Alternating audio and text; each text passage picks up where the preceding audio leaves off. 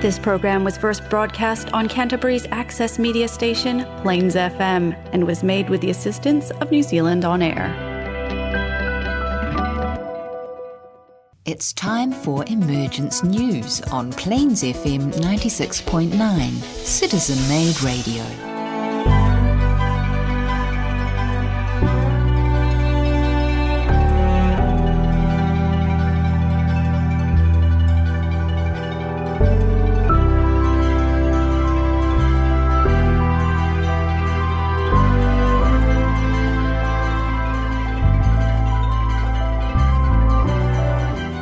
Hello and welcome to Emergence News. The topic today is spirituality in action. Is that what we agreed on? I better check with the other people in this. Yes, okay, that is the topic today. And as I was doing some research around this topic, I kind of came to the conclusion that there is a collection of contentious ideas that swirl around that word spiritual. It's a word heard more and more in today's lexicon. But every person, group, cadre, cult, religion and hand-holding group all over the world have a different idea of what it is and what activities and actions are covered by that magic word. But let's first talk about us. Who are we? We're volunteers, a global network of co-workers who have chosen to bring to you a story. Just a story, not to convince or to recruit, but just to tell a story. So if you would listen with your heart and mind, we will continue. The story starts with, in the midst of war, fear and famine, new hope is in the world for us all. Many now expect the return of their awaited teacher, whether they call him the Christ, the Messiah, the fifth Buddha, Krishna or the Imam Mahdi. Millions now know that the one who fulfills all these expectations, Maitreya the World Teacher, is already living amongst us and is gradually emerging into full public recognition. Hence the name of this radio program, Emergence News. Maitreya is the teacher for all humanity. He is the avatar for this age. He is a teacher of those of spiritual traditions and those who follow no particular faith. He does not come as a religious leader, but as an educator in the broader sense. Maitreya has not come alone, but with a group of wise men, masters of wisdom, who have long worked from behind the scenes as the inspirers, teachers, and guides of humanity. They are returning to the everyday world to help us solve our most critical global problems. Maitreya and the Masters will show us that the only way forward is to bring about peace and to create justice. And the only way to establish justice is to share the resources of this, a most bountiful world, equitably among all humanity according to need. Maitreya has formulated a number of simple priorities that demand immediate and worldwide attention. These cover the essential needs of every man, woman and child. An adequate supply of food, housing for all, access to healthcare and education as universal rights. And of course, the top priority is the restoration of the environment. Maitreya will inspire us to create a new civilization based on sharing and justice, freedom and peace. We've talked a lot about sharing and justice and freedom and peace and the interconnectivity of those ideas. Maitreya wants all to have the basic necessities of life in a world free from want and war. He and the Masters are here to show us the way forward, but they can only guide. We ourselves have to act. Now, listeners, that is directly off the Share International website. Share International on the reappearance of Maitreya the World Teacher.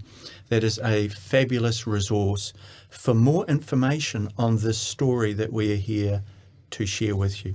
So that's where we're at. We're witnessing the decline of our civilization and the emergence of a new one, with an avatar to show us the way. This is, in fact, therefore, really positive times. There's an esoteric truism which sometimes helps me get out of bed in the morning, and it is crisis precedes great change. It's particularly relevant today. Mm-hmm. but let us look at this idea of spirituality in action. So I'm going to start with Benjamin Creme, who is the herald of Maitreya, if you like, and he's written a really interesting document which we call the Glossary of Esoteric Terms, also available off the Share website. And this is the esoteric definition of the word spiritual. Spiritual is the quality of any activity which drives the human being forwards towards some form of development, physical, emotional, intuitional, social, in advance of his or her present state. Here's some ideas from Maitreya through Benjamin Creme off the website again. And Benjamin Creme is asked, does Maitreya believe in government or political systems? Or should we have a more spiritual system? Creme's come back with, he believes in government, but we have to realise that what we call spiritual has a much wider connotation than we have given it so far. Until now, everything spiritual has had to do with religion. The Master D.K., who is one of the masters we hope is appearing with Maitreya, emerging with Maitreya, has written that the greatest triumph for the forces of evil on this planet is that the churches, the religious groups around the world, have been allowed to monopolise the concept of spirituality. Whatever is religious is spiritual, and everything else is non-spiritual and can be as corrupt as we like. Therefore, we have corrupt political and economic structures, corrupt social structures, and also corrupt religious structures. We have to enlarge our concept of spirituality and see that we must have spiritually based political and economic structures. That means sharing of justice. These are spiritual aspects. Maitreya says sharing is divine. When you share, you recognize God in your brother. This is not just a nice idea, it's a divine idea. It is the nature of divinity. Justice is divine, freedom is divine, and Maitreya comes to show us how to make justice and freedom through sharing.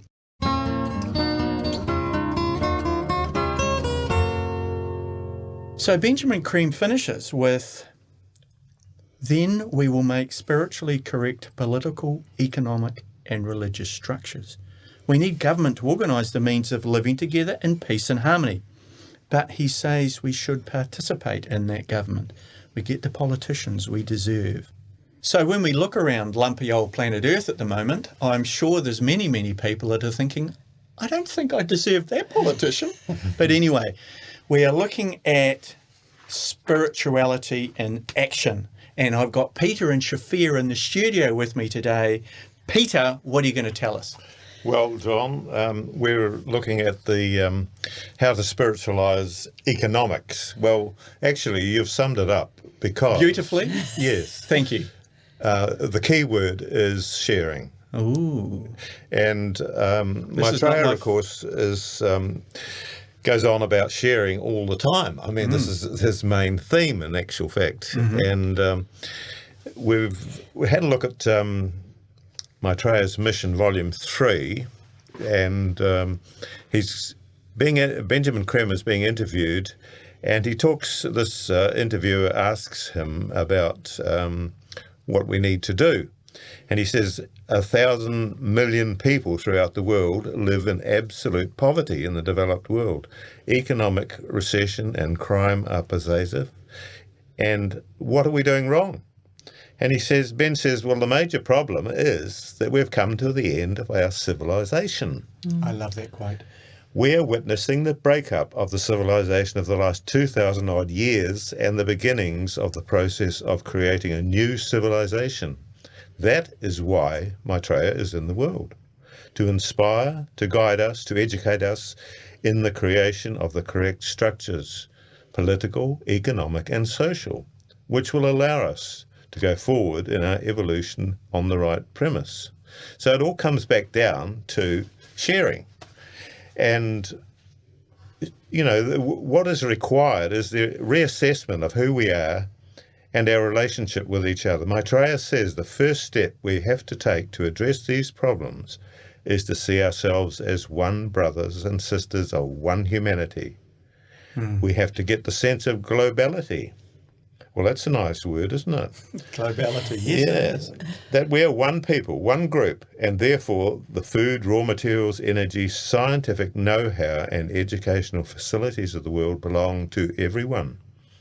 These resources are given so that all people may evolve correctly according to the plan, which underlies our evolutionary process. As a result, we must share these resources more equitably. When we share, Maitreya says, we will create justice in the world. And when we create justice, and only then will we have peace. He has come to show us how to have peace. If we do not accept the process towards peace, there will be no world, because we can now destroy all life on this planet many times over. We have the nuclear arsenal to do it. So he goes on to say, unless we share the resources rather than compete for them, we cannot create this new situation. So what do you think about that, Shafia? Well, I think that's exactly what, Maitreya has been saying all along. And when I'm always looking for people who are, actually putting that in action. And I found this nice little story, if I can come in here, Yes. about Chuck Feeney. He was an Irish-American billionaire who made his fortune from duty-free shopping empire. And, he did try living in a life of luxury, but didn't really like it. And apparently he decided on a goal to give all his money away before he died. And so he set up this Atlantic Philanthropies Foundation. And the chairman of that said he had $8 billion to give away. And while he didn't preach to the super rich, he encouraged them to share their wealth. And he would often say to the president of this foundation, just how many yachts or pairs of shoes do you actually need, which is, I think, many of us think that, I've heard people say that. And, what is all this wealth accumulation about if you could, when you look around you and see so much tremendous need? And so he was really driven to do this. And he said, that great wealth brings great responsibility and, to make lives better for others. So last year he achieved his goal by giving away all his billions, which was over $8 billion, and he dissolved the foundation, and he was 89 years old last year. And today, he doesn't have any homes or cars, and lives just really simply, and feels like he's really was saying that he feels really happy that he actually lived to see all his money given away. It's fantastic, isn't it? It is. Really. It is, yes. So that's spirituality in action. It is, That's yes. sharing. Yes, definitely. And he actually apparently encouraged Bill Gates and Warren Beatty, who said, not Warren Beatty, Warren Buffett. Warren Buffett.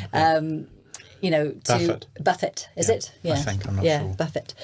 To create the Giving Pledge, which so that all these billionaires would actually say that they would give away 50% of their wealth. Yeah. And so far they've got 200 signatories from around the world. And they were saying on Wikipedia, I looked this up on Wikipedia, and they were saying so far we haven't really had much sort of information about how much they've actually given away. We know that they've been giving to private foundations, but that's been, linked with people that they know.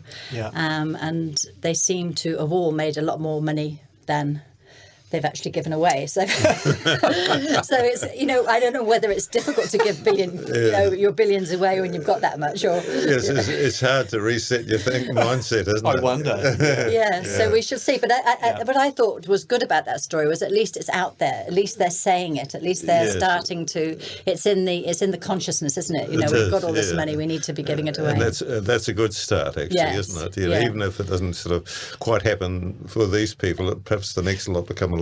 But the problem is that wealth is finite. Wealth is tied to the material aspects, the matter aspects of the planet. That's right. And so in accumulating a great amount, the wealthy person has denied wealth to others. That's right. So it's a bit like a tsunami. The tide has gone out and we're all flapping on the beach wondering when it's going to come back in. And then it comes back in at the behest of the philanthropist. Yes. And I don't like that relationship. No. I don't think we can survive on philanthropy, because the accumulation of wealth costs everybody so much. It does, and it's often a form of social engineering anyway, to create the world that they want to make rather than actually giving it to the people. It's a feudal system. Yeah. It's, you know, the High Lord comes down at Christmas time on his white stallion. Throws a few silver coins out.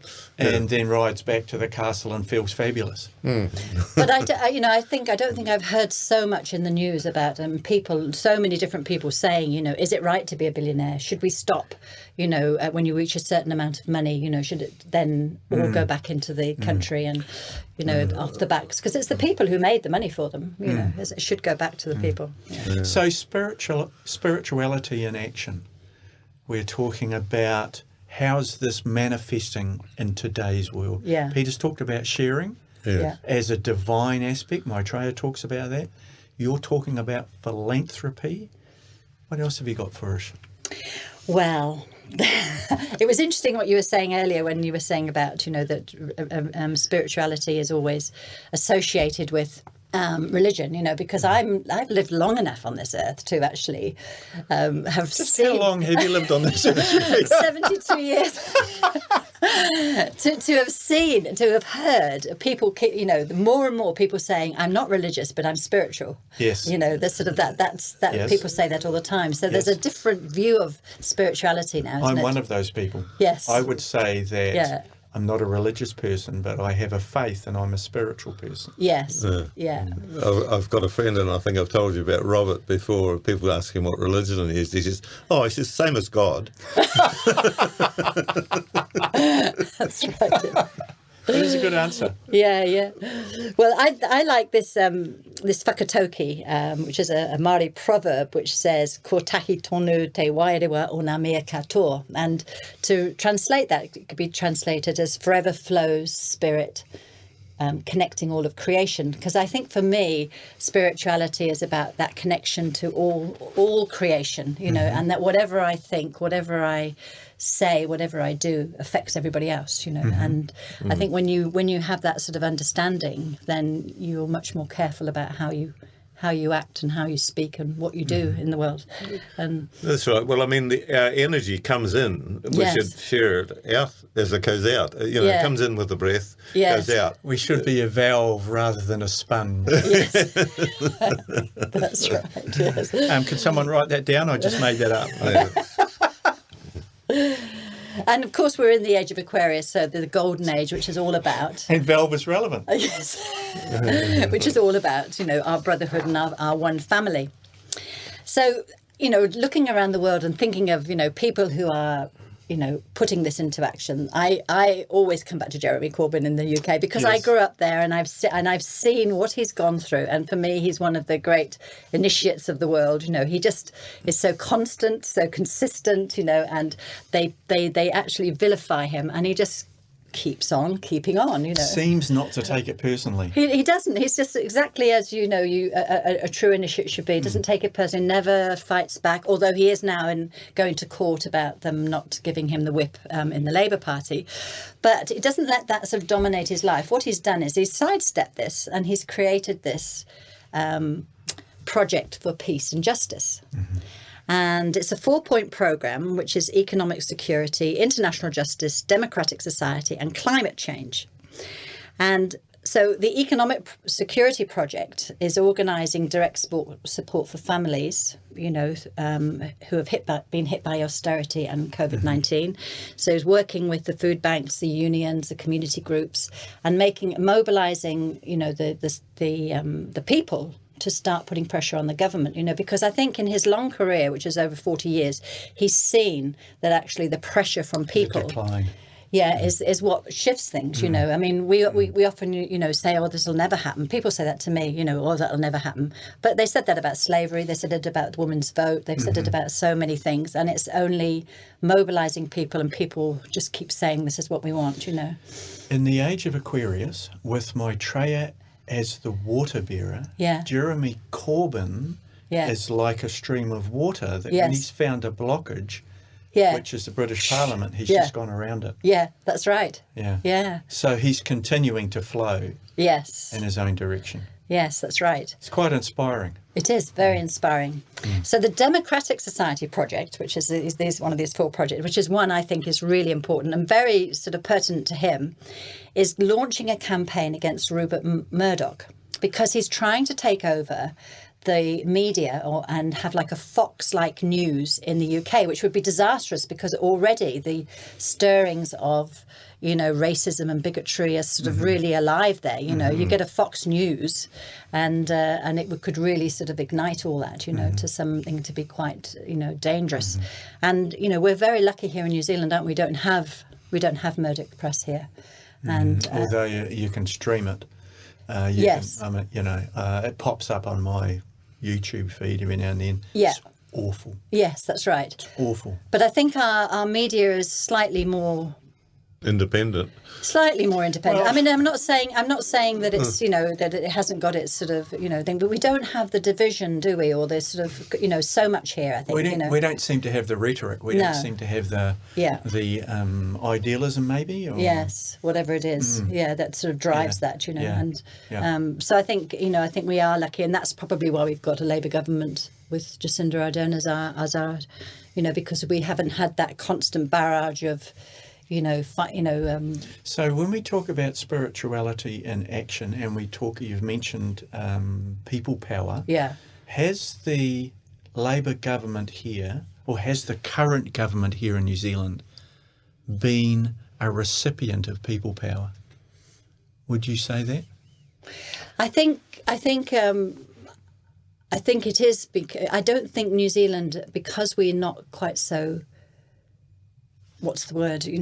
We're not so driven, I don't think, by politics. We don't seem to put so much pressure on the government. We're a Ray 3 nation, aren't we, Peter? Intelligent. Yeah. Ray 3, yeah. I mean, I don't know whether we've got Ray 6 in our makeup like America has, which brings out the fanaticism. Yeah. And, perhaps we're able to just stand back a wee bit from that. If we are Ray 3, what are our qualities? Intelligence. Well, using the head, really, trying to head towards using the head.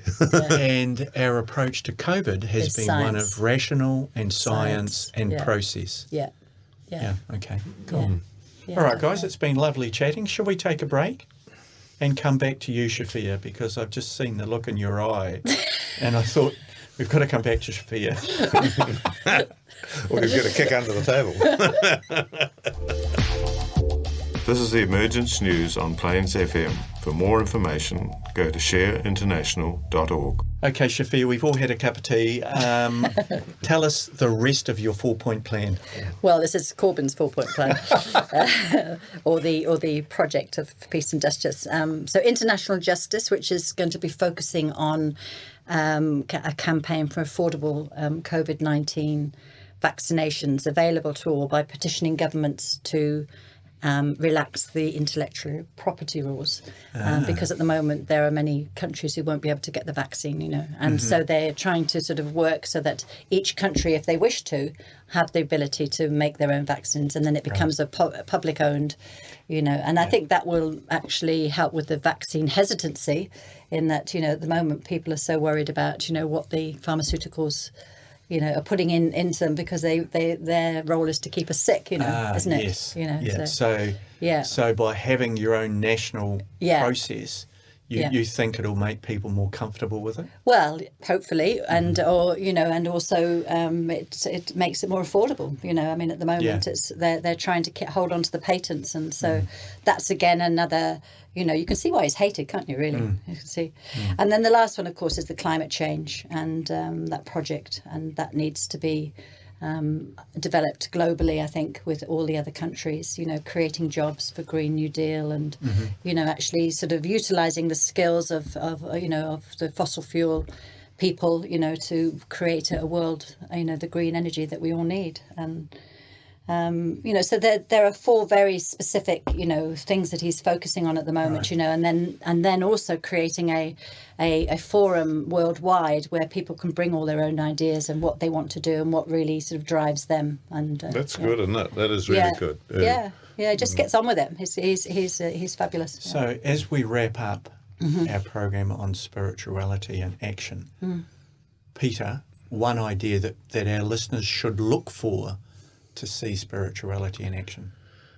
Well, the sharing, of course, is the number one thing. I mean, if we can share, it's the road to peace in our time. And, this is justice has got to be part of the sharing. Sharing thing. engenders trust. Yes. It is, yeah. Shafia, what should listeners be looking for if they're looking for spirituality in action? I think they should be looking at their politicians and their leaders. What is their record? Mm-hmm. Look at what they've done, what they stand for, what they're saying, and put them in places of leadership. Yeah. And I think, listeners, you should be looking for service, demonstration of service. All right. Thank you very much, guys. All this information can be found on the Share International website, www.share-international.org. Scorpio Books in Christchurch carries the magazine and some books. And also don't forget the podcasts, which are available on the Plains FM website.